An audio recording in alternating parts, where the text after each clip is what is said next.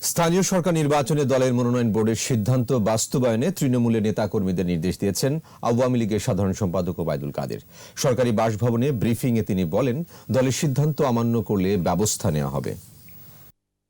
মনোনয়ন বোর্ড যে সিদ্ধান্ত গ্রহণ করবে তা বাস্তবায়নে সকলকে ঐক্যবদ্ধ হয়ে কাজ করতে হবে। দেশরত্ন শেখ হাসিনা সাংগঠনিক শৃঙ্খলার প্রতি অত্যন্ত কঠোর। ইতিমধ্যে আপনারা দেখেছেন যারা দলের সিদ্ধান্ত অমান্য করে বিদ্রোহ করেছেন তারা জয়ী হলেও তাদেরকে কিন্তু এবার মনোনয়ন দেওয়া হচ্ছে না।